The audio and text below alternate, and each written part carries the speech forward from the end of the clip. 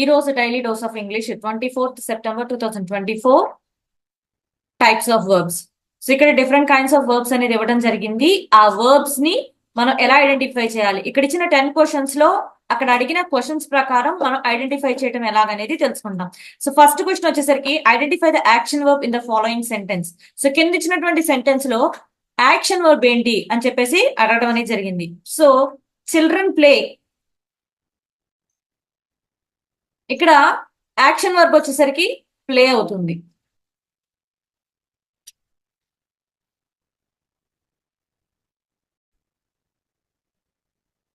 ఇక్కడ ప్లే అనేది action word అవుతుంది. ఎందుకు అంటే ఇది పిల్లలు ఏం చేస్తున్నారు, వాళ్ళు పర్ఫామ్ చేసేటువంటి యాక్షన్ ఏంటి అనేది ప్లే అనే వర్డ్ చెప్తుంది. కాబట్టి ఇక్కడ ప్లే అనేది యాక్షన్ వర్బ్.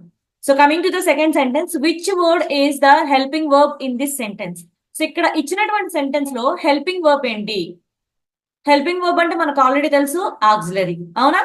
సో ఇక్కడ she is preparing for her exams. Is అనేది హెల్పింగ్ వర్బ్.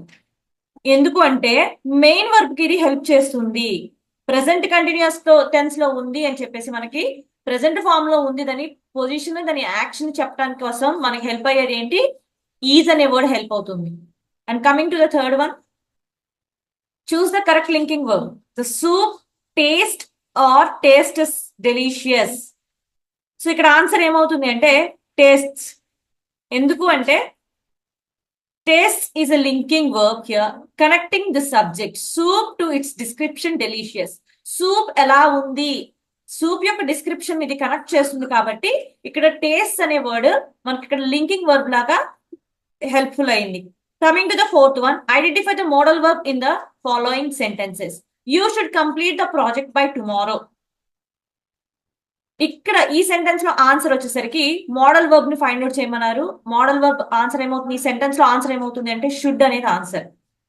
ఎందుకంటే షుడ్ అనేది ఇక్కడ మనకి ఆబ్లిగేషన్ ని లేదా రికమెండేషన్ ని ఎక్స్ప్రెస్ చేస్తుంది అనమాట. ఆ కంప్లీట్ ప్రాజెక్ట్ గురించినటువంటి ఆబ్లిగేషన్ ని లేదా రికమెండేషన్ ని ఎక్స్ప్రెస్ చేస్తుంది. కాబట్టి should is the modal verb here.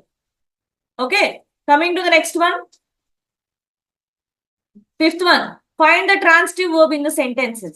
So she wrote a letter to her friend. Transitive verb. ఇక్కడ వచ్చేసరికి డైరెక్ట్ ఆబ్జెక్ట్ ని యాక్షన్ తో రిసీవ్ చేసుకోవాలి. అంటే wrote అనేది ఇక్కడ ఏం చేస్తుంది, it is followed by the direct object. Letter అనేది ఇక్కడ మనకి డైరెక్ట్ ఆబ్జెక్ట్ తో పాటుగా ఇది ఉంది కాబట్టి డైరెక్ట్ ఆబ్జెక్ట్ ని ఫాలో చేస్తుంది. కాబట్టి మనకి wrote అనేది ట్రాన్సిటివ్ వర్బ్ అయింది. And coming to the next one, in the sentence below what type of verb is arrived. ఇక్కడ కింద ఇచ్చినటువంటి సెంటెన్స్ లో అరైవ్డ్ అనే పదం ఏ టైప్ ఆఫ్ వర్బ్? ఇక్కడ అరైవ్డ్ అనేది ఇంట్రాన్సిటివ్ వర్బ్. ఇంట్రాన్సిటివ్ వర్బ్ అని ఎందుకు అంటున్నామంటే ఇక్కడ డైరెక్ట్ ఆబ్జెక్ట్ అనేది అవసరం లేదు. ఈ వర్బ్ చెప్పడానికి డైరెక్ట్ ఆబ్జెక్ట్ అనేది అవసరం లేకుండా కంప్లీట్ మీనింగ్ అనేది ఇచ్చేస్తుంది. కాబట్టి ఇక్కడ అరైవ్డ్ అనేది ఇంట్రాన్సిటివ్ టైప్ ఆఫ్ వర్బ్ అనమాట. The sentence is complete without an object. ఇక్కడ ఈ సెంటెన్స్ లో మనకి ఆబ్జెక్ట్ అనేది లేకుండా సెంటెన్స్ మీనింగ్ అనేది కంప్లీట్ చేసాం by using arrived. So arrived అనేది intransitive verb. Coming to the second one, which is the modal verb in the sentence. ఇక్కడ ఇచ్చినటువంటి సెంటెన్స్ లో మోడల్ వర్బ్ ఏంటి? Modal verb might is the answer.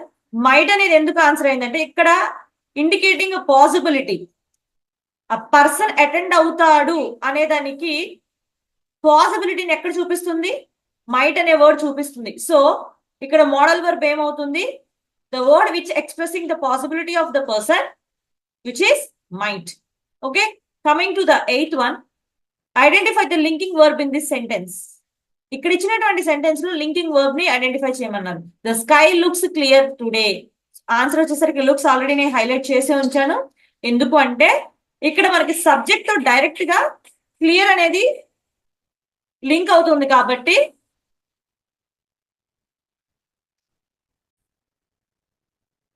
Here the word looks indicating the sky's appearance. Not an action.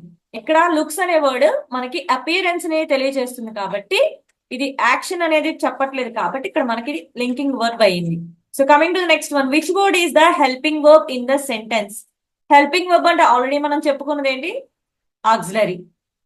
So ఇక్కడ ఇచ్చినటువంటి sentence, they were talking about the movie.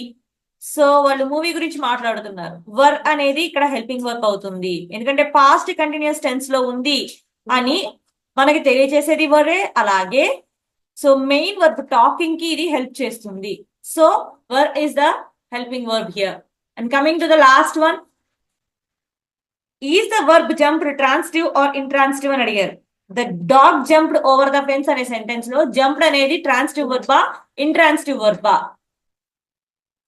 ఇక్కడ వచ్చేసరికి intransitive అవుతుంది, ఎందుకంటే ఇక్కడ మనకి జంప్డ్ అనే దానికి డైరెక్ట్ ఆబ్జెక్ట్ అయితే ఇవ్వాల్సిన అవసరం లేదు. జంప్డ్ అనే దాంతో మనకు మీనింగ్ అనేది అర్థం అవుతుంది. So over the fence is a prepositional phrase. అది అనేది డైరెక్ట్ ఆబ్జెక్ట్ కాదు. ఓవర్ ద ఫెన్స్ అనేది ఒక ప్రిపోజిషన్ తో కూడుకున్నటువంటి ఫ్రేజ్. అది ఆబ్జెక్ట్ కానప్పుడు, ఆబ్జెక్ట్ లేకుండా ఒక వెర్బ్ మనం అక్కడ యూజ్ చేశాం కాబట్టి it is a intransitive verb. This is all about today's daily dose of English types of verbs.